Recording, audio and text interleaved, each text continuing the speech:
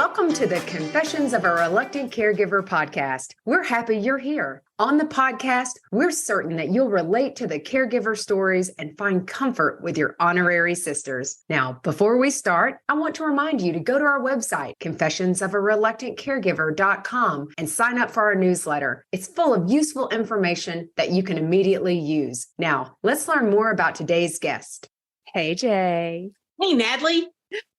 How are you doing today? I'm fantastic. How are you? I'm really good. Do you know why I'm so good? We had a guest show up. We did. Oh, I love that. I love that. It makes me feel so good down to you, but it helps my self-esteem. I'm not going to lie to you when they show up and they're all excited because, and we have, I can't believe who we have on the show today. We have Mike Marchetti. Now, do you know why Mike Marchetti is so wonderful? Well, there are many reasons. I'm on Team Mike. So, I mean, but that's the whole point. Everybody knows that. Okay. So here's the thing. We also had Doreen, Mike's wife, on, and you definitely don't want to miss Doreen. She was awesome. But now we get the other side of the story. I love it. True. So ooh, it's going to be good. Mike, we are so happy to have you with us. Thank you. It's a pleasure to be here. And you'll get the truth. Oh, oh my gosh. And you know what? This is the thing. Mike's accent isn't as thick as Doreen's. That's true. That's true. I'm not gonna lie. Tell us about Mike. Okay. So Mike, his background is funny to me. So electrical engineering, quality assurance engineering on missiles and U.S. fighter jets. But then Mike, you went out into fast food franchising and had 80 stores nationwide. I don't know. You just changed careers on us. You've been a consultant. You've been a mentor. Sounds like you're an avid chess player. We haven't even discussed that yet. We didn't even play chess. I know during our visit. And we are so happy once again to call Mike a friend. He shares 2 adult sons, Anthony and Christopher, with his wife, Doreen, of 33 years. And they are truly a caregiving family. It is a family affair. Now, many would say that caregiving started with his mother-in-law, Delores. Delores eventually moved in with the family and today resides within 15 minutes of the family residence. But I think Mike's story started a long time prior to that. He's been a long distance caregiver. He's a caregiver for the caregiver, Doreen. He needs to be a caregiver for himself. That's facts. And Mike, we are happy to have you here. Are you sure I'm the one you want to talk to? Yeah. Thank you. It's a pleasure to be here. You guys are great. You're very committed and loving and interested in getting to the facts. That's great. Oh, I appreciate that. Well, Mike is so gracious. We were talking before we jumped on and we knew, we had the opportunity to hang out with Mike and Doreen at their house before we went for Jason's follow-up appointment, and we had the best time. And if you've never played bocce ball, I'm going to tell you right now, it was awesome. And really the backyard, we just hung out and it was really cool. And there's just Mike and Doreen are just easy to talk to. They're just great people. You know how you meet great people, Jay, and you're just like, oh, I want to be their besties forever, even if they don't want to be mine. Yeah. And that's what Mike and Doreen got. That's exactly right. They they can't get rid of us. And so Mike has been a caregiver, and I think many caregivers, they don't recognize their responsibility. They don't see themselves as a caregiver. And so when we originally got Mike's caregiver story, he talked about Delores, who we love. Delores is awesome. It's Doreen's mom and it's his mother-in-law, but he also supported his mom too. And so that's where I kind of want to start, because I think Mike would have jumped ahead to Delores, who is a diva. And kind of talking a little bit about, you grew up and Doreen said that you had a pretty awesome childhood. So great family, et cetera. Why don't you tell us a little bit and how, kind of get up to your mom's story? Well, I've no question. I've been blessed. Wonderful family. My folks were great, very loving. Hugged and kissed my dad every day to the day he died, and same with my mom. And we've just always been very close. It may be an Italian thing. I don't know, but it's. Oh, there you go. As long as people feed me, I'm very affectionate. Me too. Me too.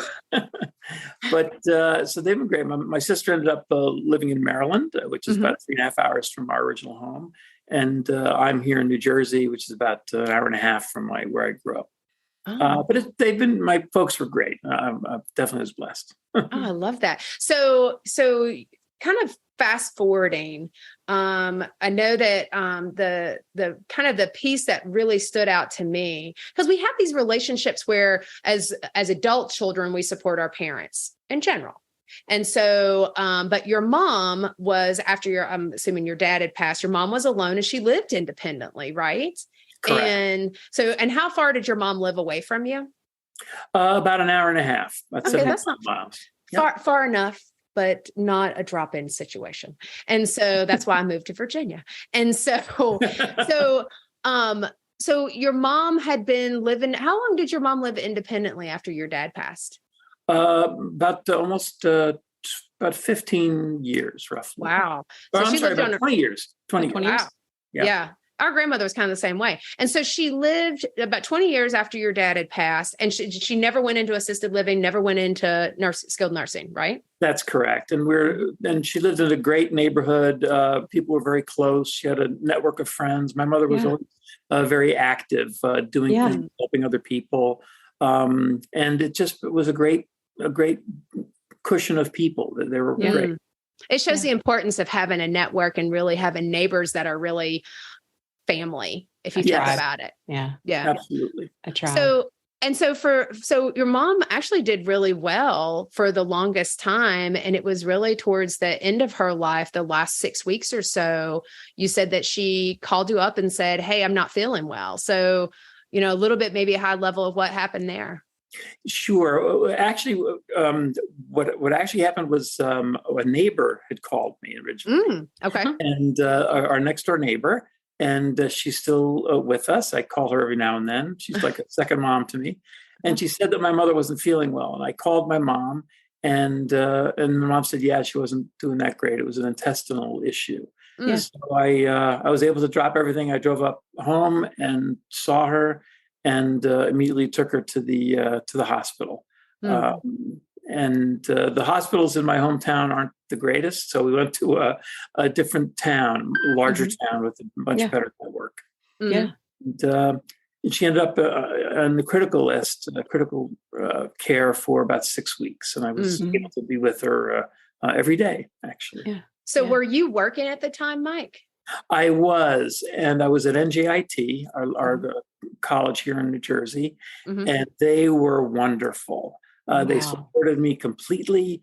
I touched base with them on a daily basis, but it was maybe 10, 20 minutes a day, and that was it. They just they let me go. It was great.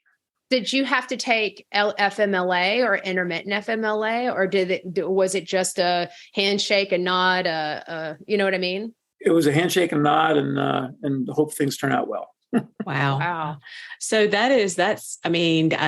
that was a pretty an emergency type situation, but that's really one of the first times that you stepped into that role while you were there at the hospital, Mike. But during that time, even with people that are in the hospital with a situation like that had to be exhausting. You're there every day. It was a little exhausting, yes. And you've got, not just physically, but you've got the emotions tugging at you, every day, and you're always hoping for the best, and it is tough. It is. Yeah. No, I think it is, and I just think that, and so I'm assuming Doreen was holding the home front. Oh yeah, we spoke several times a day, and she was always loved my mom and very passionate about her as well. And her support made a key difference for me as well. Certainly. Yeah. I think when you've got that level of support, because you're caring for your mom and supporting her, and care doesn't have to be tangible. Like the care is the sitting at that hospital. And some people could say, well, that's just my responsibility as a son. No, there's lots of people who don't go visit their parents especially whether it's in the hospital or towards the end of their life. That is a support to that person. And I would, and I know that you were probably advocating, talking to nurses and doctors and what's going on. And that is a caregiver role. It's hard for us to see that, Because I think some of us say, yeah, that's my son role. It's interesting. One of the big pluses to my being there was the fact that the medical team knew that other people cared as well. And that really helped to motivate them also. So mom wasn't just another number, bed 7, whatever. She was Mike's mom. And it did make a difference, I think. Yeah. And that's the huge part of advocacy, I think, is they have to see someone as, it's not just a number like what you said, Mike. They have to be a person. You have to see them as that's a mom, or that's an aunt, or that's a sister. And until they get to that point, it can become so methodical, just it's treatment. And that's it. It's a checklist. Yeah. And the nursing people were phenomenal. I mean, they work so hard. Every one of them has a back pain. It's a tough job, and they're great. But yeah, you're right. It is a job, and my being there, I think, helped to put a little personality into that relationship as well. Yeah. No, I totally agree with that. Yeah, I think that's important to note. And as much as whether it's 5 minutes or hours that you spend with the person that's in the hospital. I mean, I remember with our grandmother, we had somebody that was there just all the time. And so they just got used to the family. Like these are their people, and they know they're a little bit, I know there's no difference in care that's provided, but we think there is, because it's so much more personal. Yeah. So after this time, fast forwarding, about how much time goes by before you guys realize we probably are going to have to support, I know you call her mom, Delores. Yes, Delores. Well, she had showed signs of Parkinson's. I don't remember exactly, but roughly 10 years before we decided to bring her to our house. She lived in Pittsburgh. And we were concerned about her health and safety. She had an up-down condo kind of a thing, so there were a lot of stairs, and that was a big concern to us. So we brought mom over around 12 years ago to our house, and we had we were fortunate. We have a setup downstairs where we had our own bedroom, bath, little kitchenette. And she wanted to be a private person as well, as much as she could. Yeah. So we were able to give her that privacy, and then she could be with us when she wanted. So, which was every mealtime at least. So you are, of course, Dolores has moved in. Now you guys have 2 sons. Now, are the boys, they're probably is high school and college at that time, 10, 12 years ago? Is that? Yeah, they were high school. Yes. Yeah. So you've got them. And then Doreen, I know her job, she travels. A little bit of a job. She has a job as well. So you're working. I'm thinking Doreen is working. You have 2 boys that are active in sports. They are quite active. Delores is downstairs. So how are you feeling, Mike? I felt like a circus juggler. It was wonderful. It was it was an interesting time, no doubt about it. And when my mother-in-law began wearing my wife's jewelry, no, I'm kidding. But it worked, we were and I have 2 sons who are phenomenal. Doreen and I are very lucky, and they were always contributing in every way they could. And through the years, they canceled many of their own events to help my mother-in-law as well. So it was very good relationship. But yes, a lot was going on, no doubt about it. Yeah. So you're allowed to not answer this question, because if Doreen is around the corner, she'll listen to this. So what did you think about the time that you said, we've got to move mom in with us? Like, this is your mother-in-law, and everybody has stereotypical mother-in-law stuff. I mean, I know Delores was probably strong-willed, and I think Doreen gets it honest. But how was that the idea of like, I'm going to move my mother-in-law into our home? And that's not, I mean, when Jason and I got married, I didn't think about like, oh crap, like I might have to move other people in with us. So was that just a full force, or you're like, well, here we go?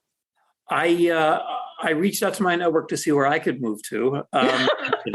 I love my wife, and that is what motivated me to say, sure, let's do it. And that's what took precedence. But also, she needed the help. And it's hard to turn your back on someone, even if it is a mother-in-law. Preach. So it was fine. It was an adjustment for all of us. Yeah. It was fine.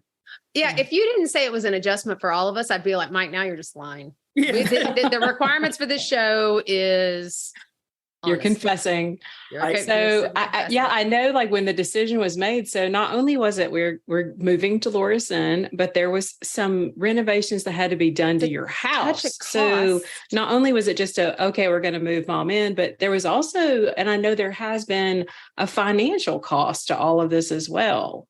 So I mean, it's you are a champ, to say the very. That's why I'm on Team Mike. But but yeah, I mean, there's a lot, and so I know there are a lot of people out there that it's a long discussion. But for you to just say, "I love my wife," and it was the right thing to do. But when was there a moment where you were like, "Holy crap, is this? Are we really going to do this?" Or were there other options? Well, finances and stuff. Yeah. Yeah, we knew it meant a significant commitment, no doubt about it.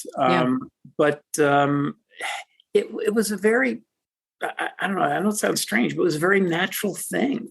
The harmony of our family remained intact. And in fact, in an unusual way, it actually was reinforced in many ways through these actions. Wow. So it was tough, no doubt about it. But we feel good. And we're not digging. Like this is the thing. We're not digging. So the financial cost, though, how because I mean, there's no grants out there at the time for you guys to, and the government's not letting Delores be your, another dependent with the boys. So is that having to dig into savings? Is that because I know that Delores, didn't have a ton of extra funds just because of her own personal situation? Doreen, it's funny. Doreen took care of her mom ever since she was a teenager. She would help her mom out financially from her babysitting money that she made when she was a kid. And that really became a theme throughout her life. Yeah. So my mother-in-law had nothing. The condo she was living in was one that my wife had purchased for her. So in a weird way, maybe this was a cost reduction. I'm not sure. Okay. I love how he just flipped that onto the silver lining. Yeah. He's found the glimmer, hey, we actually saved some money. But it's interesting. Mike says, my mother-in-law, to an extent, she had nothing, and that was a physical, but in everything else, Mike, it sounds like she had everything. And I know even to this day, she still has everything. So you guys, you move her in, and I know she's downstairs, but how, just curiosity, because we have a lot of people who say, Emily, our sister, for example, we moved mom in. So, and this is fair because it can be funny situations. It can be funny stories. How is having, you've got the boys, you've got Doreen in the house, they're normal, but that's your family, first family, but normal, whatever you can call that, right. But you've got your mother-in-law in there too. So at that point in time, I know that she has a movement disorder, but is she still coming up and down in the house? Are there any surprises like, oh my gosh, work being disrupted, anything like that? I couldn't walk around in my underwear anymore, which is there's that. There's that. Thank you, Delores. But actually, and when she first came, yes, she was very mobile, and we have a very short staircase here, so she was able to navigate the stairs without a problem. So she'd pop up different times, and it was fine. She was never an obstruction per se. It was just a different game we were playing, which is fine. But she was great. She was fine. Yeah. That's funny. I had to change my mother-in-law jokes, but other than that, Fair enough. Fair enough. So as you're, we know, and we're very aware of this, Parkinson's progresses, and her limitations start to increase, and the boys. Is Delores going to all the boys? Athletics or events and all that? Is she just totally just like part of the invite at this point, or is she just She wanted to live as much independent as she can. It's interesting. She's always independent. So, in the initial stages when she was here, she would always partake in a lot of the athletic events. My boys were, very active in all the sports in school and that kind of town sports, that kind of stuff. So we were always there. We tried to attend every one. And Mom came to many of them. When she became more dependent upon us, then we forced her to come to all of them. Yeah. Which she enjoyed, actually. It was, brightened her up. You could see it in her face. Yeah. And, and that was good. Yeah. It was interesting. That does make sense. Well, and so in the last, you have COVID. Well, actually, I don't want to get to COVID. You have all this stuff going on. You're supporting your mom. You're supporting Doreen, who is supporting, or not your mom, but Delores. You're supporting Doreen, who's supporting her mom and the boys. And then you get the notice that you have a pretty significant issue with your own health, and you were diagnosed with cancer. Yes, it was, and it was interesting. And he laughs. He's like, "Oh, it was nothing." He's like, "Oh, it was nothing." It was crazy. It took him 2 years to find it, and it was a tough case, definitely. Yeah. And I made the rule as soon as I found out that I had it. Number one, I would not look up anything on the internet, because I'm no doctor, and whatever you read, who knows if it's right or wrong. So I did not look up a thing about this particular disease. And the other thing was, I was going to tell everybody I knew that I had cancer, not because I wanted to see tears and that kind of stuff, but because I wanted to get the names of some good doctors. Yeah. Yep. So you really blow up your network as much as you can. And I believe earnestly that I am alive today because I let everybody know I was sick. I was able to find an outstanding physician, an oncologist. He sent me to an incredible surgeon. And outside of this oncologist's hospital, he sent me to a totally different surgeon, different hospital. And after everything was said and done, after 7 years, because this particular cancer could recur after 7 years, my oncologist finally said, and he was seeing me every other month for that time period. He said, Mike, he goes, you look good, you're clear. Finding something now would be like finding a needle in the haystack. And I've got to tell you, I didn't think you were going to make it. Wow. I'm glad you didn't tell me that at the beginning. So, amen to that. Amen. Inspiring zero confidence. Yeah. You're like, nailed it. It definitely added a wrinkle to the whole caregiving process, because now, my wife really was pushed very hard with everything going on, and my boys. But they were, that caregiving as a patient, that caregiving gives you the sense of confidence, of well-being, and that helps the healing process. At least in my case, it did. There's no question it did. Yeah. And without them, it would have been a very different outcome, no doubt in my mind. Well, and so it's interesting because, so Doreen has a job. Like we were talking about it, that had her travel a lot, and this was interesting because I want this to be heard, because I'm so impressed by this. This is taking caregiving to a different level. Doreen had the opportunity to be gone for a month and do some charity work with IBM, and so you were home. The boys, I think, were in college at this point. Correct. And the plan was, there was some grant funding that allowed for her to be able to do respite, and she could go. So Delores, because I think the way that it was shared with me is that really physically you didn't have the strength to be able to provide 24/7 care because it was just you. Is that right? Correct. And because of the surgeries I had, yes. Yeah. And so, because Delores needs a lot of assistance at times. At this point, she's further along in the progression of her illness. Correct. Yeah, she's at the point now where she can no longer walk, can no longer stand without major assistance. So it's tough, and she doesn't speak anymore. Right.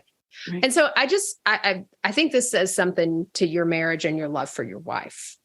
And I'm going to say it, is you encouraged and supported Doreen to go and be gone for 30 days. and you were going to be now Jason would say, good move, Mike. Bye, Jason. Like, could you take Natalie with you? But, you guys had made a plan for her to go into respite, and you were going to go visit, do what you would visit her and that sort of thing. And so it sounded like a great idea. Everything looked right? Yes. And then what happened? And then what happened? Because Doreen's gone at this point. She is living her best life doing charity work. Yes. And normally, if you're on the outside looking in, I'm in a situation now where my wife is leaving for a month. My mother-in-law lives with me, but she can't talk. I'm in the perfect world now. Yeah, honestly. So we find a place within 10 minutes of our house, and we bring her there. It looked great. Everything was fine. The conversations with the caregivers looked good. So we were very happy, but something in me was rubbing me the wrong way. I can't put a finger on it, but I just, how you sit at a great table, but the table rocks. Yeah. That's what this was. Something was. So we brought her in on a Saturday. And I said, I'm going to go in tomorrow, being Sunday, first thing in the morning, right after meal is served, because I wanted to see that dynamic. And I was going to come in unannounced just to see. So the next morning, I go in at 10 a.m. Sunday morning, and I walk into my mom's room, and she is literally sliding out of her chair. Her meal is upside down on the floor. She's crying. And it was a disaster. And I just literally hit the roof. You don't treat your dog that way. So I called the nurse in, couldn't find one. Finally got one to come in and to get her dressed. And I said, I am out of here. And I just let her know, I wasn't screaming, but I let her know very firmly that I wasn't happy and why. And I said, I'm leaving. Oh, you can't leave. I said, I'm leaving right now with her. And so got her together, put her in a wheelchair, and I was wheeling her out. And I got intercepted in the main lobby of the building as I was walking out. And my son came down with the truck to pick us up. Mm-hmm. And the director of the facility was there. And I told her exactly what happened and how upset I was. And then a gentleman came up and said, you have to sign this form before you can let her go. And so he handed me the form. I looked at him, I put it up to his face, and I ripped it in half right in front of him. And I said, you can put this form where you'd like. And we walked out. It was unbelievable. And that was my first hardcore taste of care in facilities, these senior type facilities. And it was not really positive. Well, and so here's the thing, folks, let's remember Delores is nonverbal at this point. She doesn't speak. She's in a wheelchair. She does. And so this is the thing about Delores. She lets you know what she wants. She has these looks. You can communicate with her, but she's not highly verbal. And so at that point, she was not correct. Yeah. And so then you have Mike, who there's a reason that they were placing Delores there, because you really physically were not able to do all of the things. And you just said, screw it, I'm taking her. Like, I'm not doing this. And you put yourself aside. And that speaks to a lot of who you are. And I know there was another person who was connected with you guys with care, supporting Delores as well, who, God was looking out for you. He was like, I got you, Mike. You're absolutely right. And that's not the only time he was looking out for me. Facts. But yes, you're absolutely right. And again, it goes to this your personal network of friends and supporters and family. You can't live life alone effectively. And without all this help from everybody, and especially my sons in this case, you're going to fail. And so I was very fortunate, big time. So I'm going to go further because I swear we tried to get Doreen on this too. And she was tight-lipped. I'm like, dude, I'm pulling this out of you guys because this story is beautiful. Yeah. So there's a lady that comes in and basically moves in with you for the month that Doreen's gone to help with Delores. And between you and this lady, and I'm assuming the boys were also helping as well, Yes. to their ability that they could, considering they were in college. You all made it work. Yeah. We did. Everybody lived through it, basically, Mike. Yeah, including Delores. And so I just think that speaks to, I think that speaks to your character and who you are as a person. I mean, you put yourself aside. I appreciate it, but it's another human being, right? It's you want to do what you can to make life great for everybody somehow. And my mother-in-law, she was always there cooking, doing great things for family and things like that. And because she had the same context so we were all, it was a very positive experience. It was tough, but very positive. So Natalie, I think this is like, we had Joy Laverty on here and she was Italian too. And it's always like, it's family, it's Italian, it's food too. And so I know eventually Delores got to a point where she is in a community now. She's in a nursing home, a skilled nursing facility. Mm-hmm. But I need people to understand that she's not just there. So how are you still caregiving, Mike?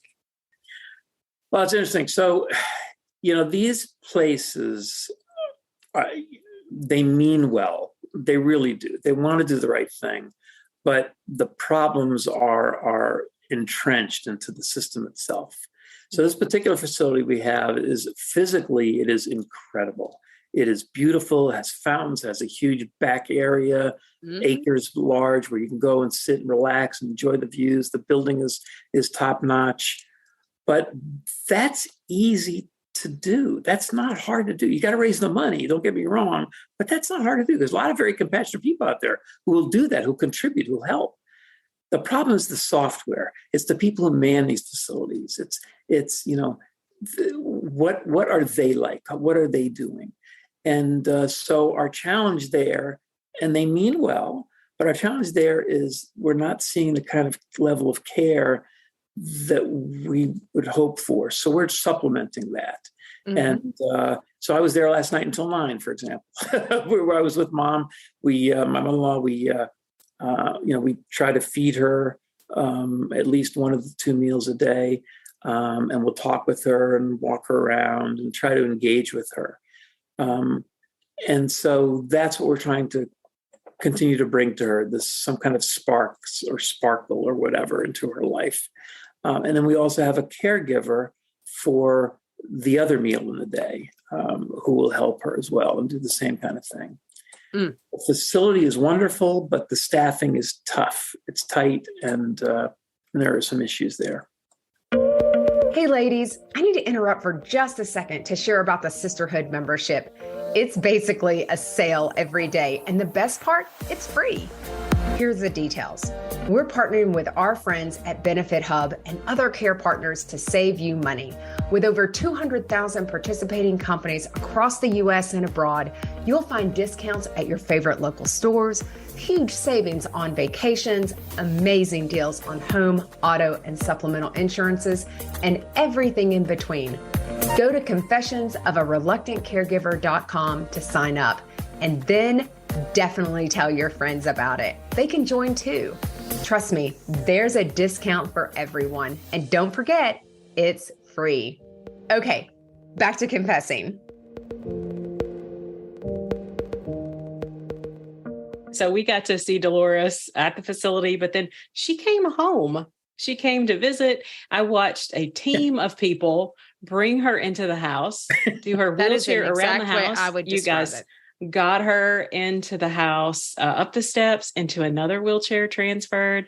She dined with us. You fed a group of people. Then we had a smaller meal the night prior. You this care just continues, and there's no extent, there's no limit. We will, whatever, you just do it. Yeah, it's we try to get her over a couple times a week, and 2 to 3 times, and she seems to now she's pretty much shut down in every sense. So we try to get that twinkle in her eye, which we do now and then, it happens. But it's, it's good to have, and we've seen, it's 15 minutes away from here. If my sons are here and we're able to get her out of the car and up the little steps we have, they are a huge help. And so we do try to do that. And it's been, it's good. She's got to sit somewhere. So I want to have her sit at home with us. I think that, because I'm going to back up a step. What was the discussion like, Mike? What was the discussion like between you and Doreen? Because I know this was very hard for Doreen when you said, I think it's time to go into skilled nursing. What was that discussion like? Because did it last for a long time? I know there was a wait list because this happened during the pandemic. Original. What was that like? And because it wasn't like you were like, yes, she's gone, we've got our life back. It was tough. Doreen had signed up for this particular facility, which is considered to be the best in New Jersey, about 3.5 years prior. So we were on that waiting list for years. Wow. And and Doreen knew, unfortunately with Parkinson's, you know the direction you're going. Right. So, and then I had another surgery, which was... Oh yeah, that's right. Mike got sick. Yeah. I had hernias. So they thought I had 3 hernias. When they opened me up, they found 6. So it was wonderful. So I was wondering why, when the wind blew, my body hummed. So I could no longer lift her. So that was kind of a tipping point for us. We couldn't take care of my mother-in-law safely without having at least 2 people who could lift her. Yeah. So it was a tough day, but one that we had to engage with. Yeah. Sure. I see that. And I think that's important for folks to know. They're so kind in how they describe there's so much love for Delores. And I really fully believe that is the reason that she has had such a very extended life, because Delores is 92. Yes. And so she's been with you a while, Mike. You're right. Yeah. When she starts putting on Doreen's jewelry, you're like, it's fine. And so it's fine. We don't care. But I see, let's be clear, because we got to be there with you. And honestly, all I needed was like to hit record, because JJ and I got to watch this. And it was, we went over with Doreen, and there are all the steps that you guys take to make sure to support the staff to do their job. You all take a lot of steps to help their staff be successful. From naming they have labels on the drawers of her and labels on everything to help your staff that are employed versus the staff that are from the service, because every group has a shortage. So you have to accept that there are agency folks that will come in. Mm-hmm. And they are individuals who don't know your loved one.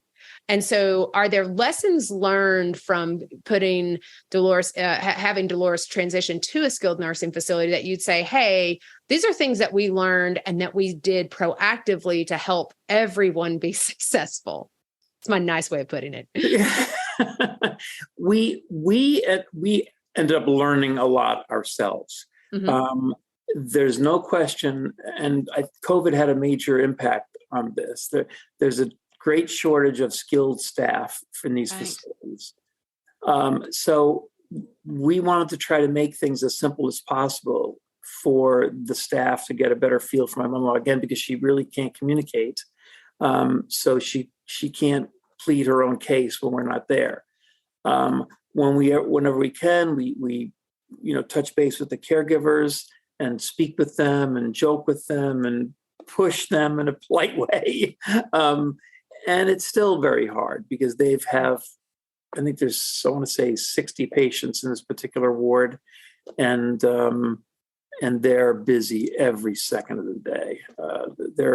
They're torn between, 5, 8 people that each one takes care of. And these are people who are unable to take care of themselves. Right. So it's tough. No, I'm not saying, by any means, everything's been perfect. I mean, we definitely have our days when it's tough. But you got to try to swallow it, and the next day is a new start. So So you all have advocated for change. And I think this is something we have struggled with, because how much can you push on a skilled nursing facility without threat of being asked to leave? Yeah. And so any words of advice on things that maybe you've done that, when you've not been satisfied and you've gone, any kind of words of advice that you might have for folks? I mean, generally speaking, and this is very, very tough to do, but when I had my own company, I found it to be very effective. And that is trying as best as you can to frame everything in a framework of positivity. If you have a complaint, no complaint should be provided without also providing a potential solution.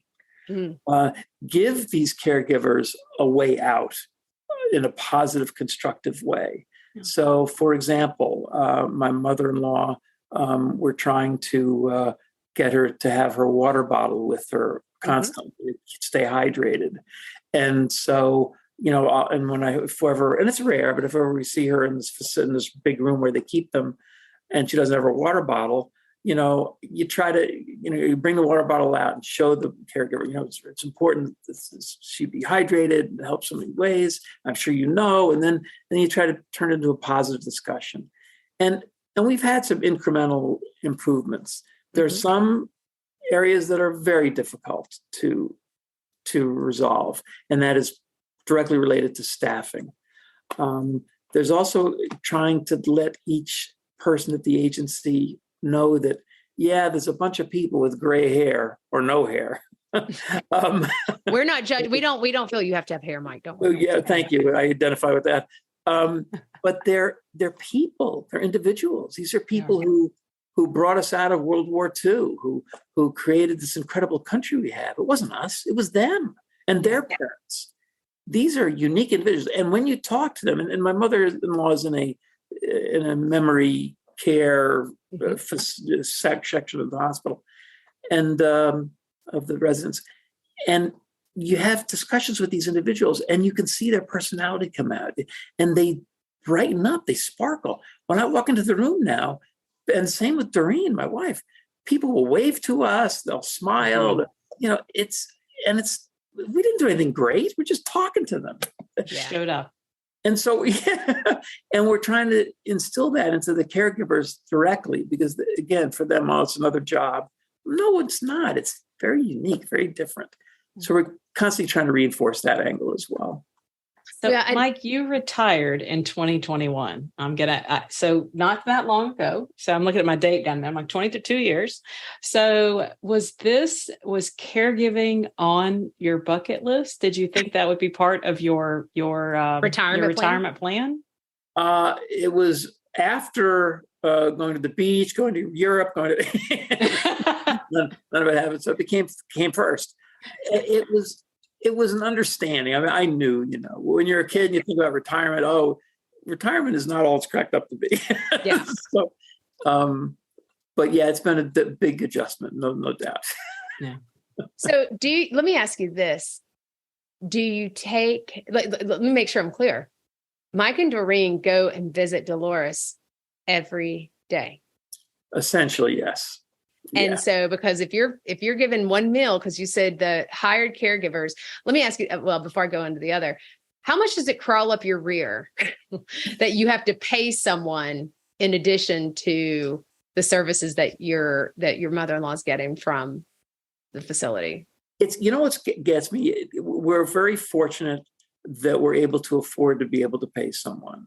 Yeah. I'm thinking about the thousands and hundreds of thousands who can't. That's right. What's happening to those people? We have 60 million baby boomers that are going to be deluging facilities that are already working on one wheel.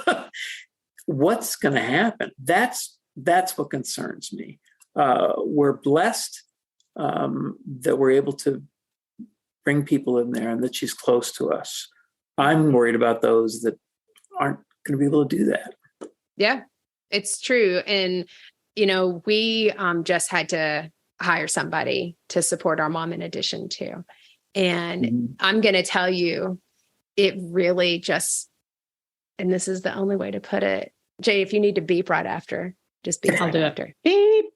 It pisses me off that our federal tax dollars and my tax dollars go to support, because my mom it's the spin down. You don't get, Medicare is not paying for skilled nursing facilities. And so the people that we reimburse, we have to pay for this on top of it. And it just doesn't seem right. And, I feel like this is a government issue that we need to do is there different policies we can put in place? I know you had a great idea when we were in New York. You were saying, hey, for all these people who want their education, forgiven, how about we have them do volunteer time in our skilled nursing facilities or with a person who's aging in place? I think it's a great idea. Like, nothing is for free. Volunteer. Nothing's free. Volunteer. Give back to your community. It makes kinder communities. Because Mike, you're right. And by 2030, we will have 73 million unpaid caregivers from now 53.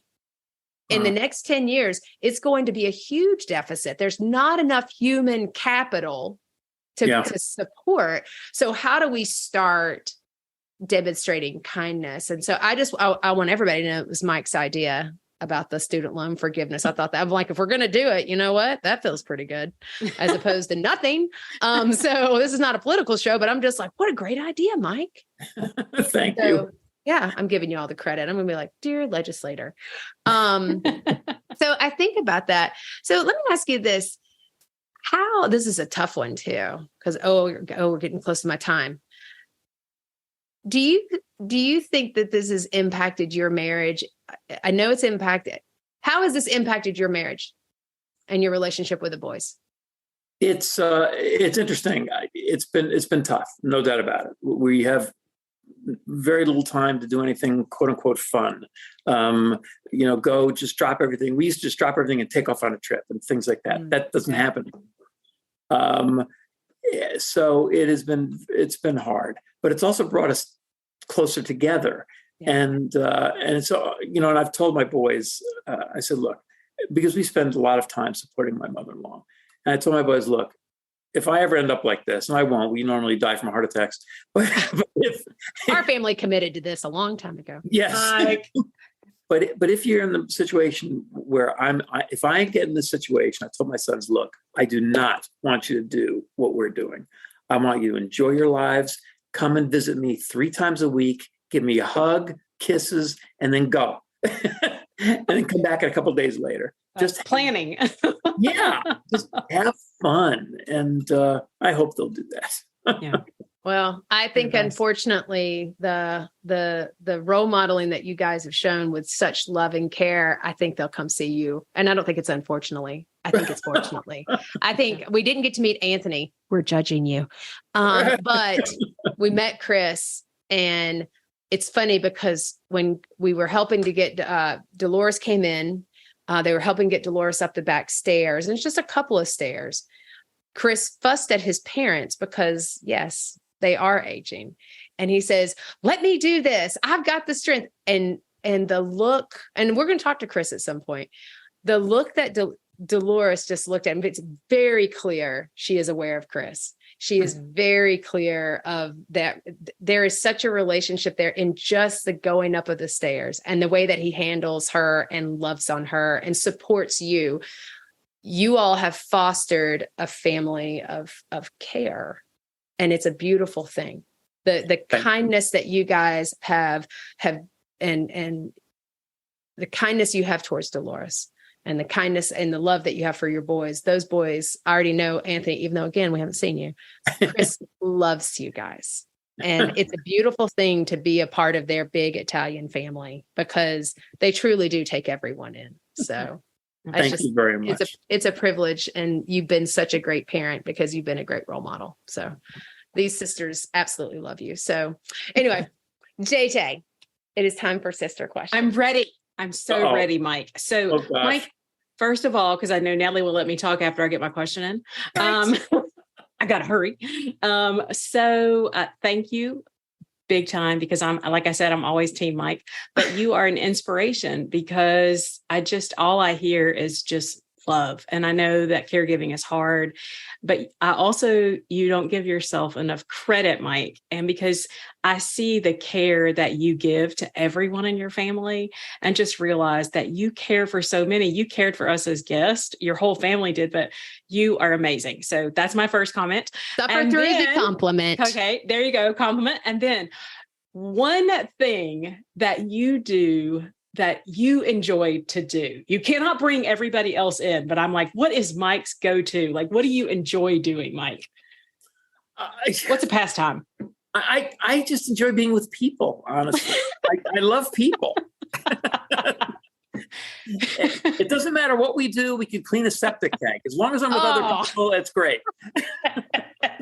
We could clean a septic tank. Well, Natalie, he's all yours. Awesome. I can't beat that. No, you can't.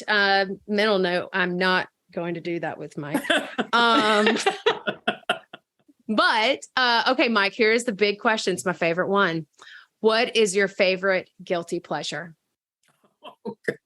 What is your favorite that you wouldn't share with anybody? What is your favorite guilty pleasure? It is, don't tell my wife, she knows, eating chocolate. I should not eat chocolate, but I can't help it. It's just, God put it on the earth, I think, just for me. To be consumed. That is so sweet. Dark chocolate or milk chocolate? Milk chocolate. Oh, milk. Oh, look at with that. an occasional dark chocolate chaser. Oh, a chaser. Oh, you had me at chaser. Oh, I love it. All right. Well, JJ, make a mental note because we know what we're sending. Milk chocolate. Milk chocolate. Doesn't matter. Well, Mike, thanks so much for being here with us. This was so much fun.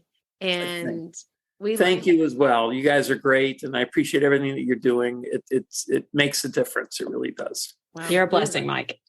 Well, guys, thanks so much for listening in. I'm so glad you got to hear Mike's side of the story. If you haven't had a chance to listen to Doreen's, make sure you jump over and listen to hers. She's a touch more New Yorker. And that accent's fantastic. She's fast. So, guys, thanks so much for being here. Mike, thanks for being with us. And until we confess again, thanks so much. Thank you. Well, friends, that's a wrap on this week's confession. Again, thank you so much for listening. But before you go, please take a moment to leave us a review and tell your friends about the Confessions podcast. Don't forget to visit our website to sign up for our newsletter. You'll also find the video recording of all of our episodes on the Confessions website and our YouTube channel. Don't worry, all the details are included in the show notes below. We'll see you next Tuesday when we come together to confess again. Till then, take care of you.